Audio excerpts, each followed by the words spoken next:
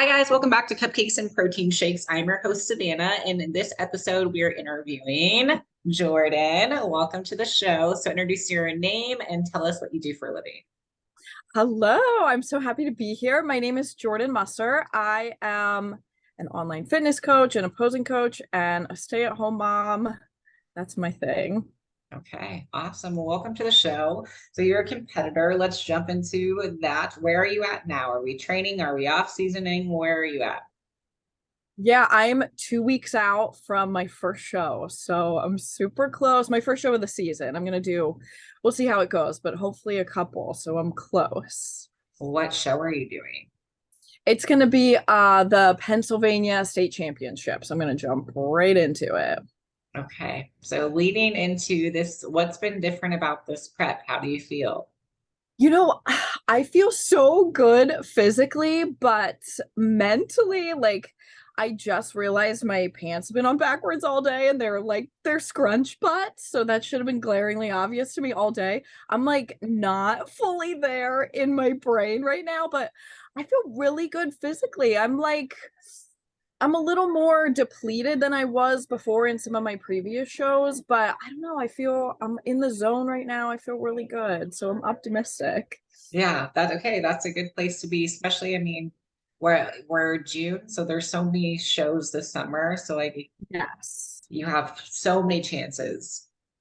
Yes, exactly. That's what I'm thinking. So I'm really excited and I've been in prep for a good amount of time now. So I'm ready to get on stage, finally get the action going.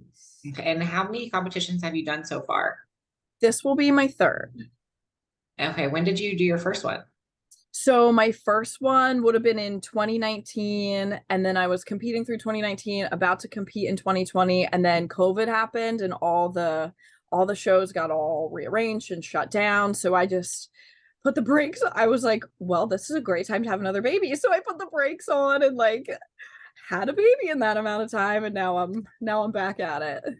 What is it like prepping with two kids now? Do you have more than two? Just two. Yeah. It's challenging for sure. I thought prepping with one was hard. Prepping with two is way harder, but we get into a pretty good rhythm. We get going. Like it's hard because the baby things change with babies so frequently. So like you'll get into a rhythm, then you gotta reconfigure, and you're like constantly doing that. So it's definitely way more challenging, but I kind of like that challenge of it. Like, I don't know, throw it at me and let's see how we can make it happen. So it's been tough, but it's really worthwhile. Yeah, I cannot even imagine. Like I have two dogs and I cannot imagine two children. Sometimes I'm like, oh, please walk yourself. Please feed I know. yourself. You know, when it gets really tough in prep, it's like, oh my gosh, this is a lot to handle. So that is amazing. And Yeah.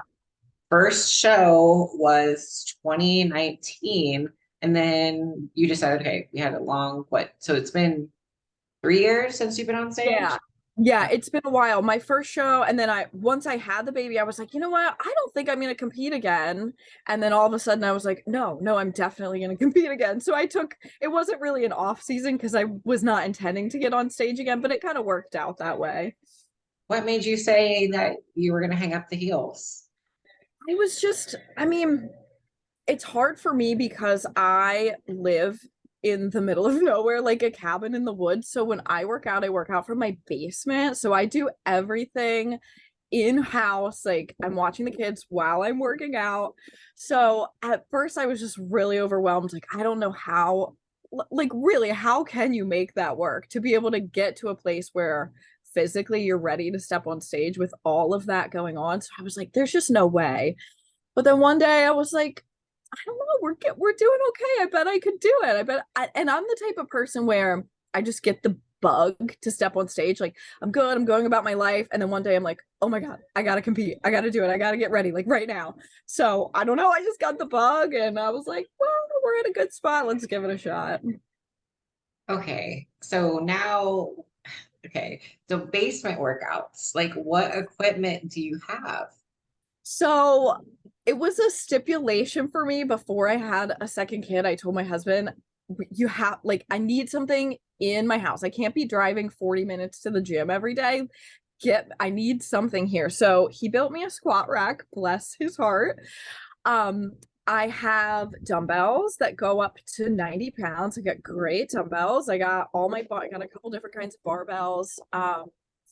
The main thing is like, I got the treadmill so I can do my cardio. I got a bike so I can do my cardio. I just add little pieces of gym equipment here and there. And it's very ragtag and it's not very pretty, but I don't know. I don't have the fancy stuff, but I feel like I'm pretty smart about my programming. I've been doing this a long time. I know what I need to do to hit the right body parts with the limited equipment, and I love it. I kind of love it. I can work out whenever I want. I can work out all day. Like, it's right in my house.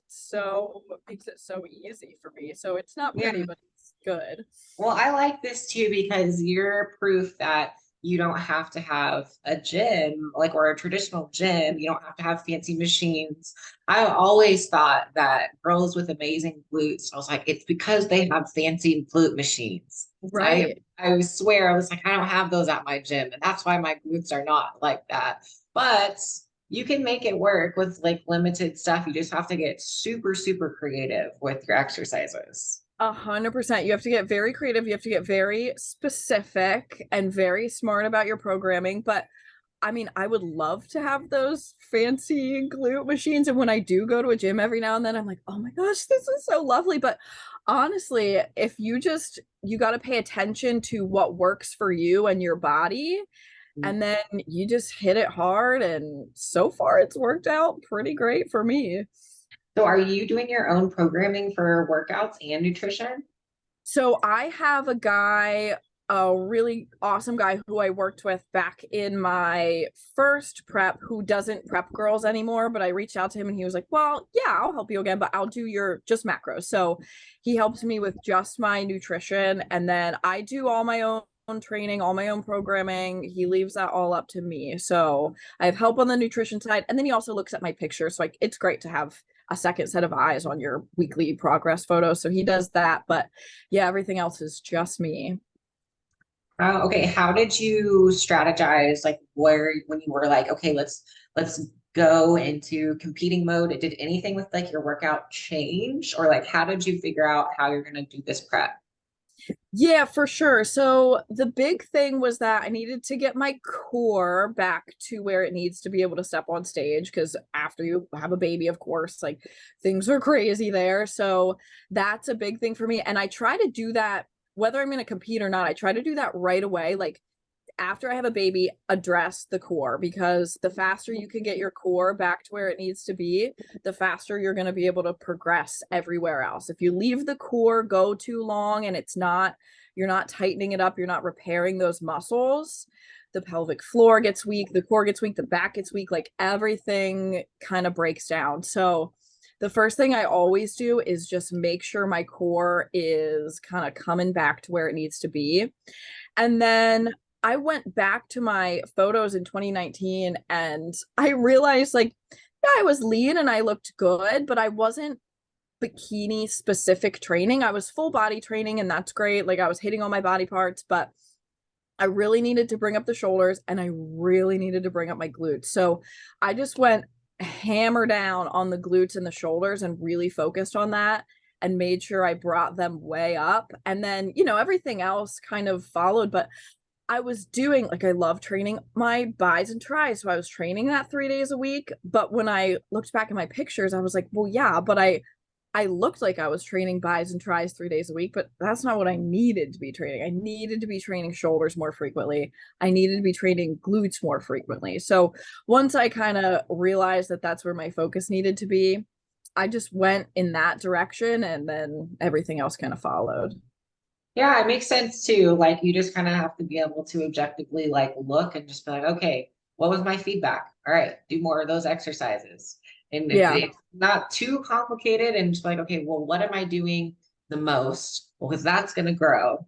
What am I doing the least? That's not going to grow. And do I need to make any changes? And it's, from prep to prep, as your physique changes, you got to keep changing those exercises. Because if you just keep building the same body parts, then those muscles are gonna get big. But if that's not what you actually need, it's really not gonna help you.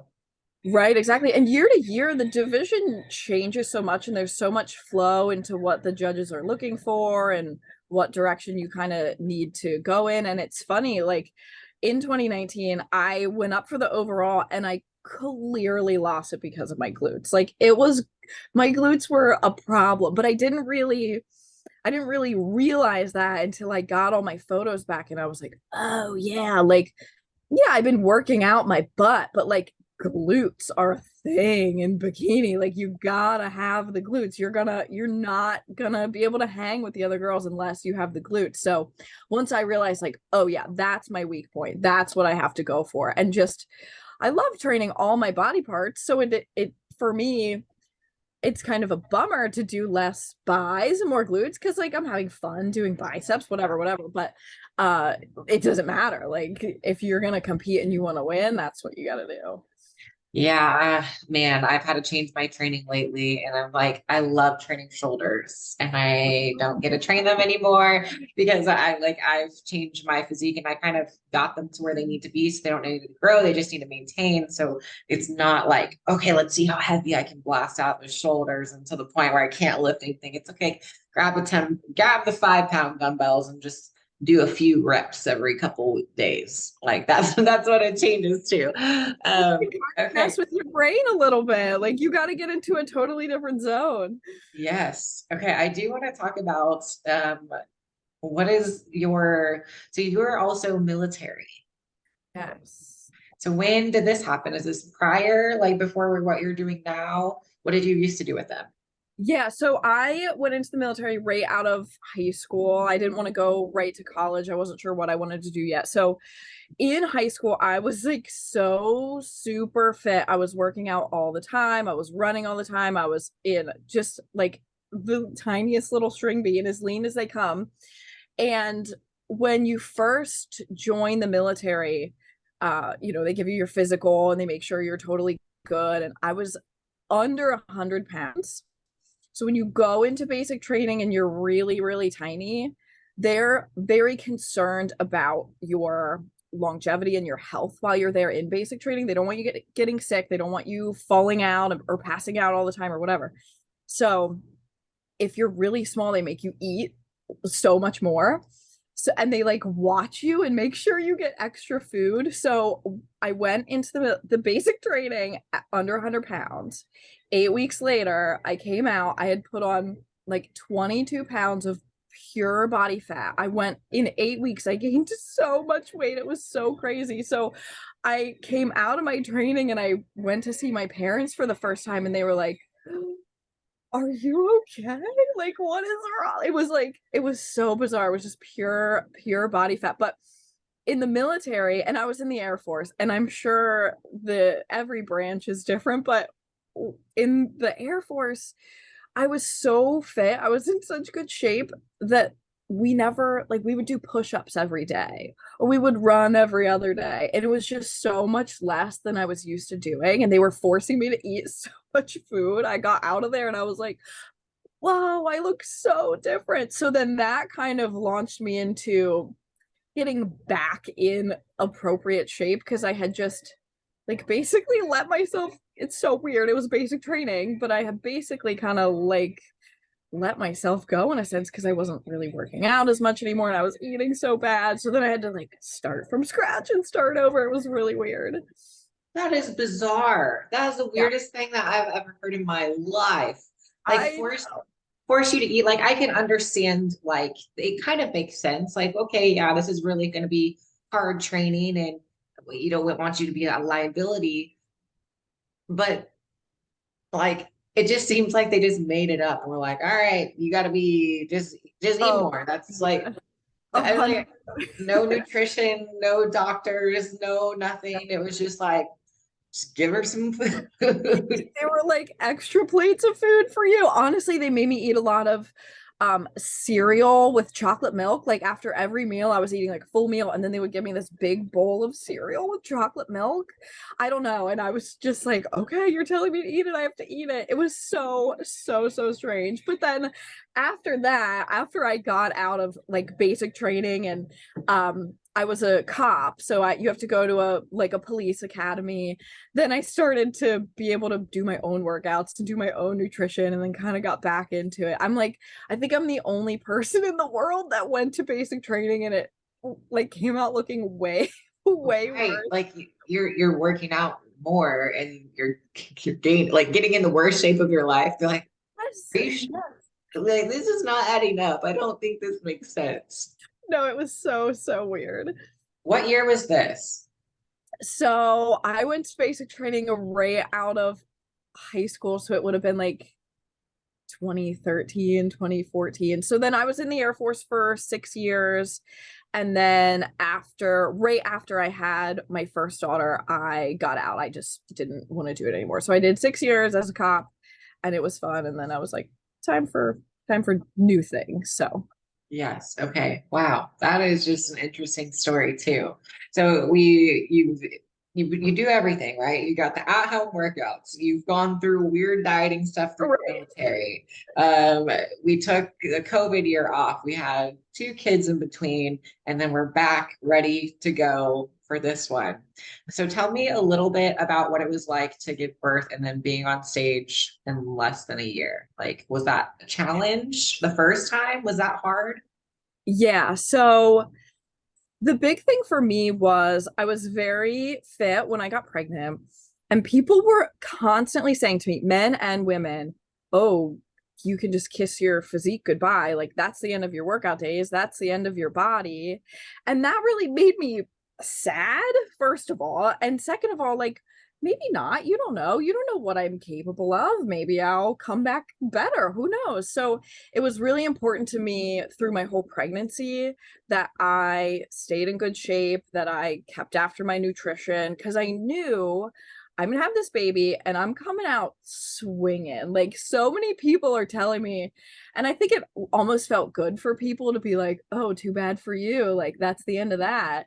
So I was like, no, that's not how I am, and I just don't see it going that way. So I had my daughter at home, which was also really crazy, and left me. It was a really long labor, it was really complicated, but I got I had the baby and I was so decimated. Like, my core was so decimated physically. I was so in such a bad low place. Like, the birth was so hard, the recovery was so hard. It was just I didn't look good, I didn't feel good, like hormonally not good, just kind of at my lowest point. And I was just like, I can do better than this. I know I can do better than this. And I am sure that I can be an example for other women, because not only can I do better than I'm doing right now, I know I can, but I can do it like with nothing. I can do it from home.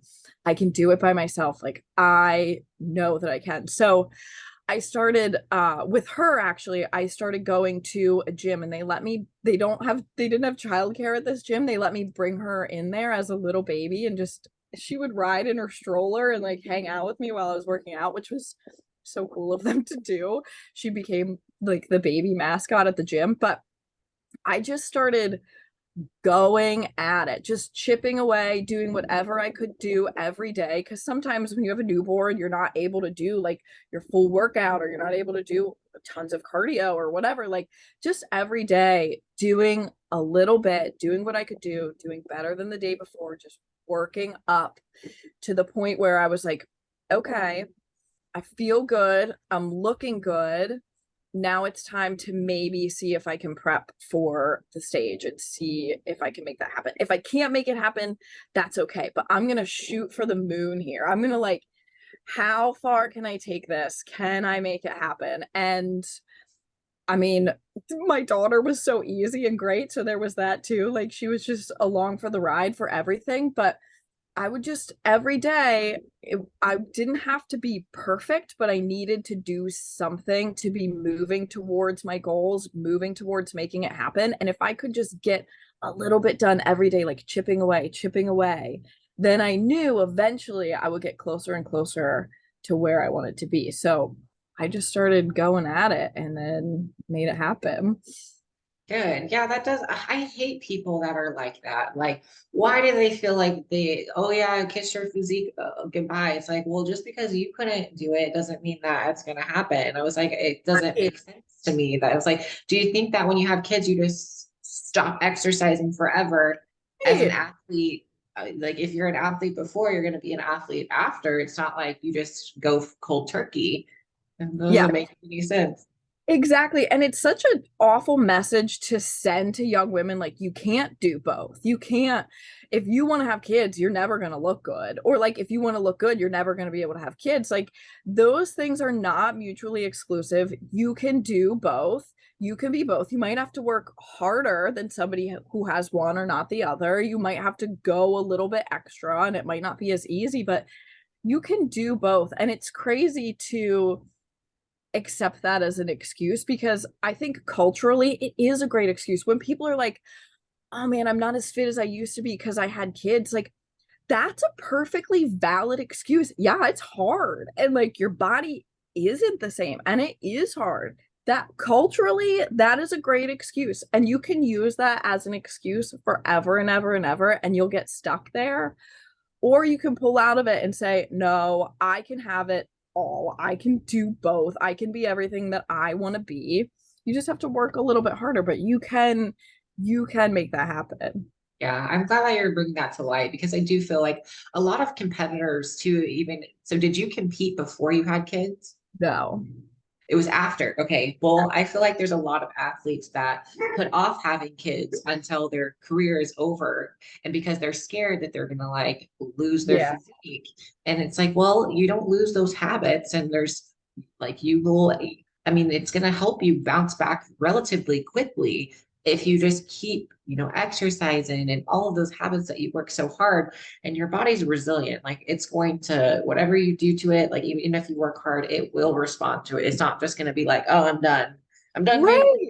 I'm done building muscle. Like it's not how it works. Yes, for sure. I think we should give our bodies more credit than we do. They are so capable and they can do so much more than you're willing to give it credit for. And I think it's interesting. So, when I wrote this article about breastfeeding and competing that was published in the Huffington Post, I had so many girls reach out to me that were like, you're the first person that's ever told me that I could do both. Like, I put off having kids, or I've been competing and I just figured it would never happen. Or I have kids and I want to compete, but I figured, why would I even bother trying? Like, so many women were like, oh my gosh, I'm so glad to hear that I can do both. Because sometimes you kind of get stuck in this mindset where you're not thinking outside the box. And if you're not exposed to somebody or some situation that's been able to make something like that happen, maybe you don't even realize you could do it. So I was so happy to interact with these young women that were like, oh, okay,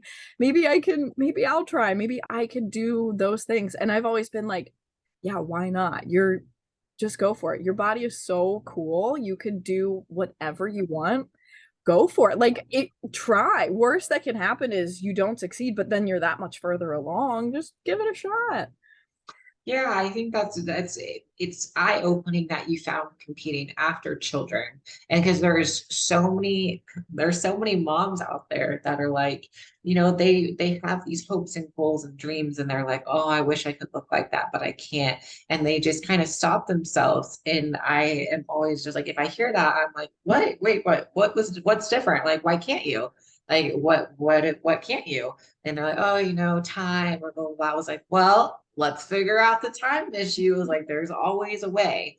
Like, if you really want to do something, if you want to compete, like whatever you want to do, you can do it. Like the whole excuse thing, like there's an excuse for everything that you can find one and it's valid. And people will say, oh yeah, that's a good one.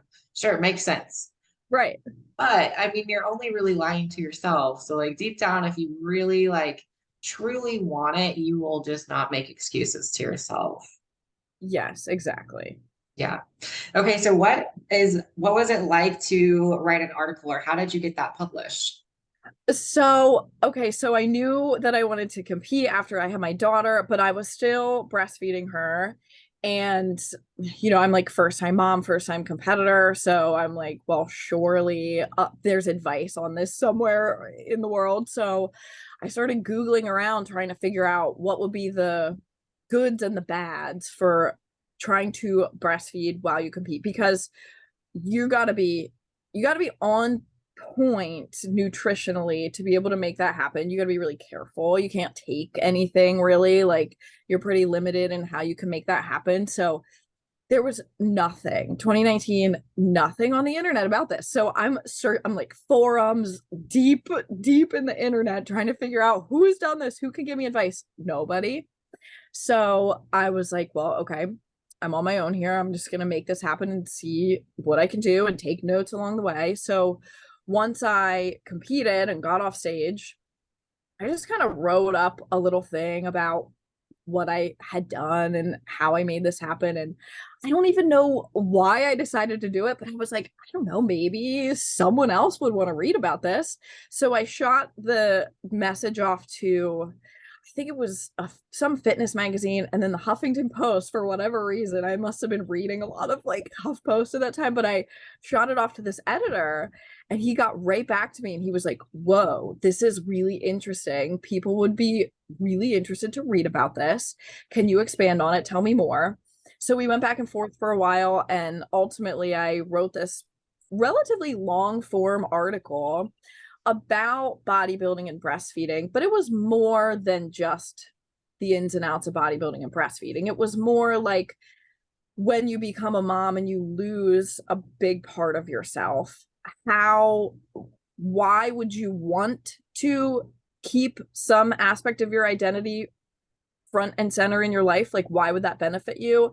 And how would you do it? And for me, that was fitness. So I talked a lot about how I keep fitness front and center in my life, how having fitness fills my cup so then I can pour back into my children. And keeping fitness keeps me in me. Like, I haven't lost myself in motherhood necessarily, because I have this one thing that really anchors my identity. So that was really what the article was about. So it got really crazy really quick as soon as it was published on their website, and they gave it this very clickbaity title. It was like, I'm an extreme bodybuilder and like I breastfeed my baby, and I was like, that's a terrible title, everyone will hate me, but they pick it. So they put it out there, and right away it just blew up. So I had all these news outlets calling me, wanting to do interviews. I did interviews with the BBC. Like, all people just really, for whatever reason, it really resonated with people, which I didn't expect. I thought people would think it was kind of niche and weird, but because the bodybuilding world is sort of niche and weird in a sense, but it was more than that. It was more like mom centric. So it went really crazy, and I got to meet a lot of women out of it, and I was so happy to do that. It was very cool. Wow. Okay. I like that a lot. Like, it's sometimes you just kind of like, oh, just like a random thing and you don't know exactly what it's going to turn into. And it was just something that you were literally just passionate about, and you just took notes and were like, whatever. And then it comes back to you kind of full circle of like, whoa, I didn't realize that there's so many women that needed to read this. And so you had that little voice that was like, you need to publish this. This information needs to be out there. So you did Yeah. solve a problem that, there's no information. I'm going to write my own. And it became a viral post. Yes, it really struck a nerve. And I found out since then that there are tons of women who are in that position where they had a baby, but they want to exercise. And it's funny, there's a big misconception that when you're breastfeeding a baby, like, you can't do anything. Like, you're gonna gain all this weight, or you'll be losing all this weight, and like, you can't do all these things, you can't eat all these certain things. And I'm just kind of like, it's not that way. Your body's super resilient. You can do things while you're breastfeeding a baby, why are we always putting these limiters on women? Why are we always saying, you're not going to be able to do that? You're not going to be able to do that? Because then they think that they're not going to be able to do that. They don't even try. And that's not fair because you can. So I Yeah. just wanted people, women specifically, to see Mhm. I'm in the same position. I can do it. And I have a lot of things in my favor that have helped me been able to do that, but you can too. Like, let's stop all the time saying, you can't do that, you can't do that, and just say, yeah, you actually can, and you'll be totally fine. And so will your kids. I know, I love that. So, okay, so when you're saying yes, you can, what is your goals through competing? Like, do you have like long term, short term? Like, what are your plans for competing? Yeah, I right now, I would say for my first prep, it was like very short term, just kind of wanted to see if I could do it. And now this prep, I'm sort of in it for the long haul. I have big goals. I don't even know like if I want to say them out loud, you know what I mean? But I wanna win my first show. I'd love to get an overall here since I went up for the overall before. But I've been working on those glutes and I know that they can hang this time around. So I want to get an overall. I would love to step on the national stage this year. I feel like I'm at a good spot right now. If I'm gonna do it, this would kind of be the year to make it happen. So I'll probably I want to have another baby at some point. So I don't know. I'd like to exploit this middle part here before I do that again and just get as much out of this year as I can. So I'm just moving in that direction and gonna see what comes. Okay, I like it. And what do you think your specialty is as a coach? I think definitely the fact that I sort of have everything going against me and I have all the excuses, but I can overcome them. And so with my clients, the that doesn't fly with me. I get all the excuses. I get why life gets hard sometimes, but I am pretty good at holding people accountable, working people through those difficult situations. And also like I'm a mom. I know the mom specific issues. I know how hard it is to have time. I know how hard it is to eat healthy when you have kids. I know how at the end of the night you're just so exhausted and you don't want to go get your steps in. You want to just hang around and watch Netflix. I totally get it because I'm there too.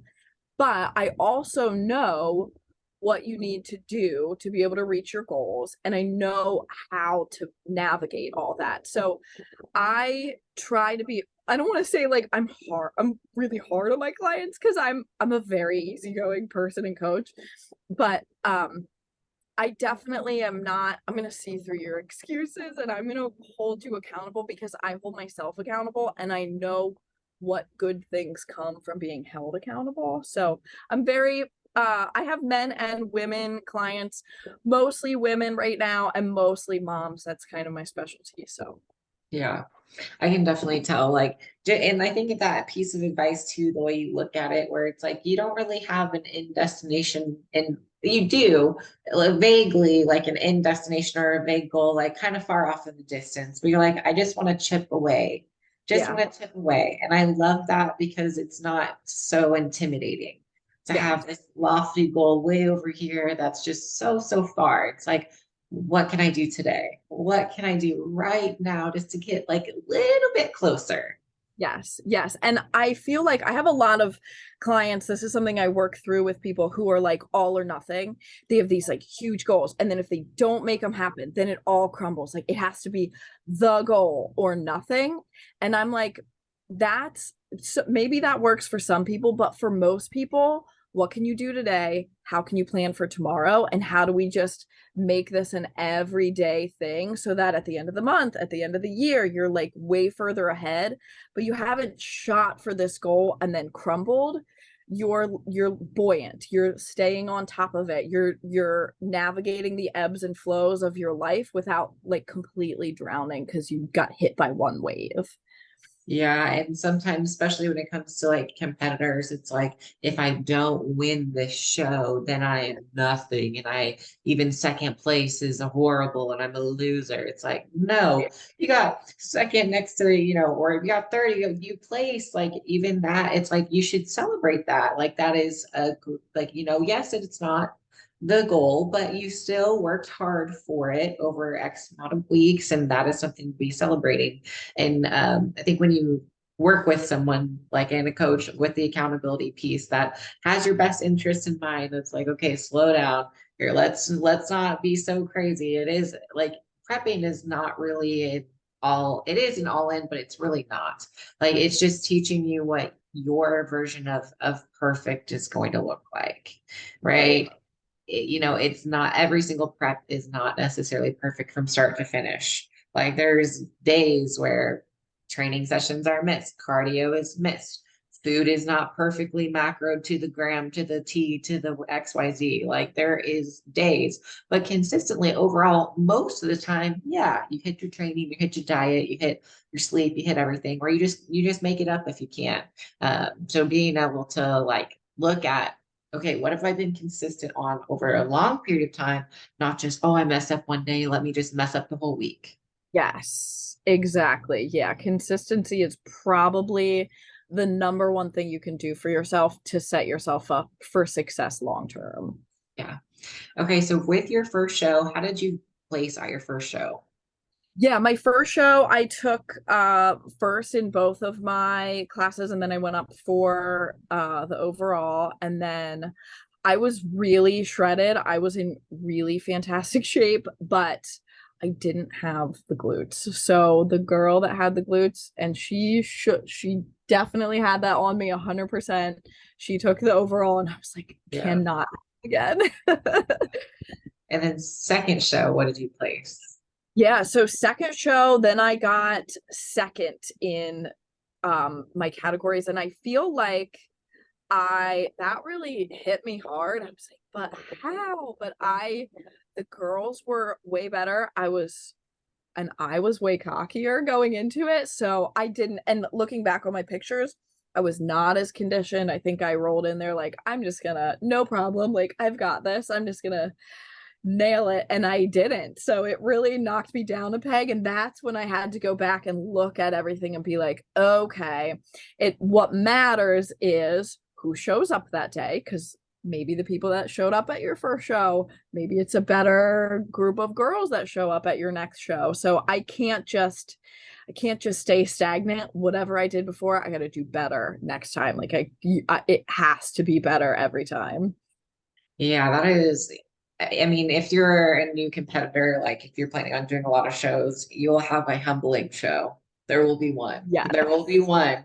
You'll do well, and then you think that that is a guaranteed ticket to do well again, and the next time you step on stage, and that is not the case, unless you do outwork the physique that you had before. But even Right. then, it's not guaranteed to do better because, like you said, the judging pool. You don't know who you're going to stand next to. You don't know the look that they're going for. Um, I mean, anything can happen, especially close like to your show. Like you might be looking better than you did, and then stress and water and carbs and all the fun things. You just don't know. So not necessarily to guarantee that you're going to do well, but just don't have the expectations for placing going into a show, no matter if it's your first show or your 100th show. Like it all comes down to, are you happy with your physique? Did you work harder? Did you improve something from your last show to this show? And to keep that first, or to keep winning, you have to keep that momentum and train harder. If not, it's just more, right? You can't just, oh, I'm going to do the same thing. That's going to win again. No, it's like Oh, those girls next to you are doing the same thing, and they're going to be on stage with you. And if they train harder than you did during that prep, they will beat you.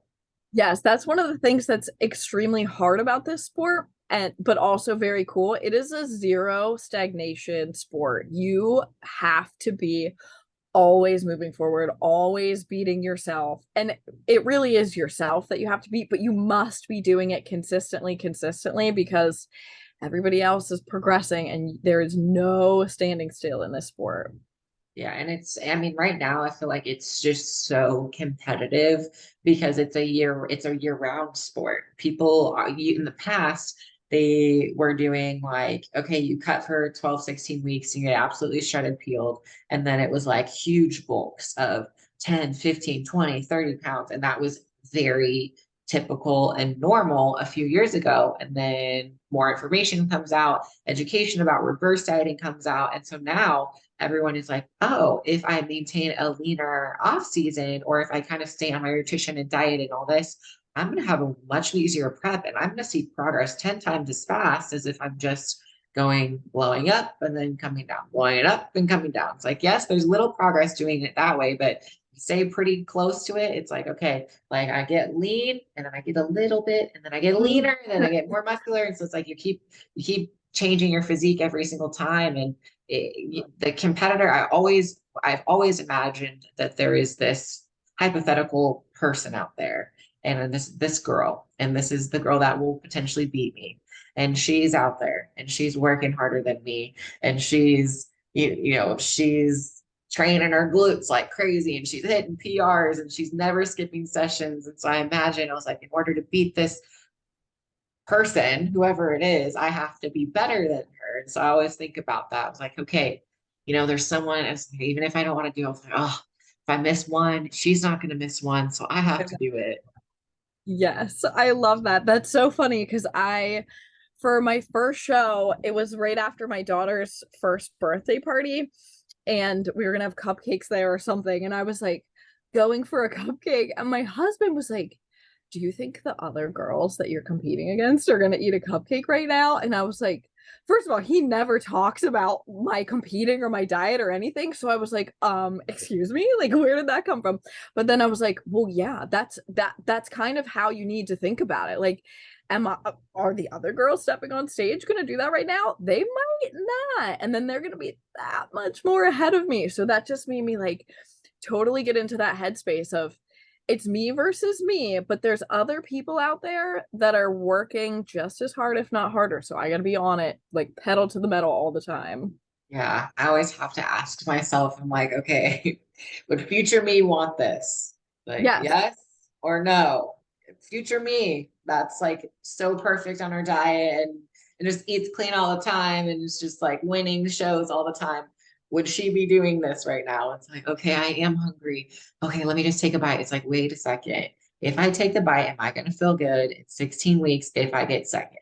No. So it's easier if I just like stick to it, embrace the hunger. I mean, or tired, or if it's like, okay, let me just skip the gym session. It's like, wait, are we okay with the regrets? It's like you have to accept your fate. And prep really teaches you about your decisions that you make and the impact that it has like long term, like just daily decisions where you don't think, reaching for a cupcake. It's like, oh, one cupcake's not going to hurt you, right?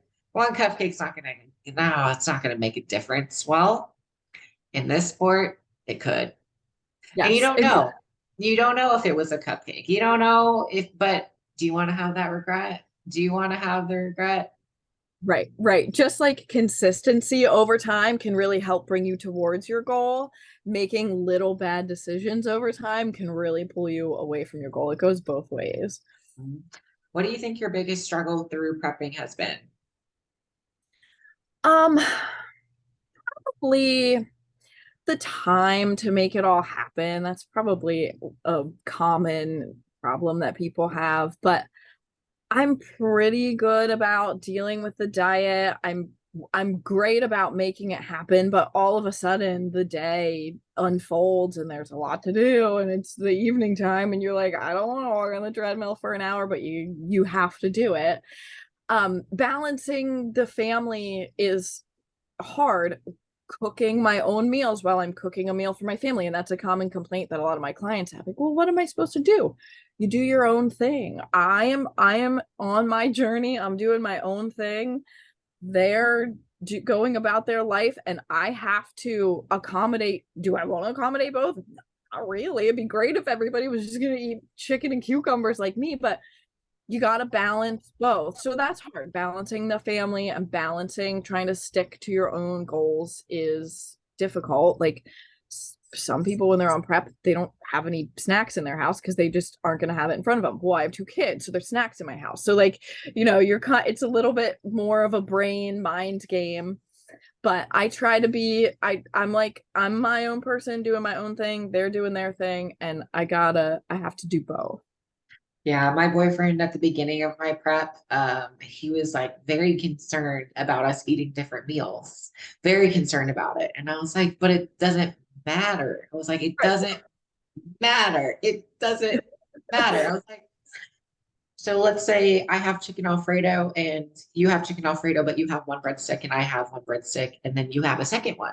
Now are you offended because I didn't eat the exact same thing? I was like, it's the same to me. I was like, that could be the exact same. I was like, just because I'm eating like, less carbs, I was like, it has nothing to do with it. And so he started to get educated of like, oh, I see how this works. And we figured out, okay, if Savannah's eating chicken, well, she can eat chicken and broccoli, and then he can have chicken Alfredo. We'll just cut the chicken, we'll put it separate, or we'll cook it without butter so I can have it here. And then we'll throw butter and oil or whatever he wants on it after, like all the stuff that I can't have, where we just realize like I eat my food so fast. And I just stopped waiting. I was like, can I please eat? Can I please eat?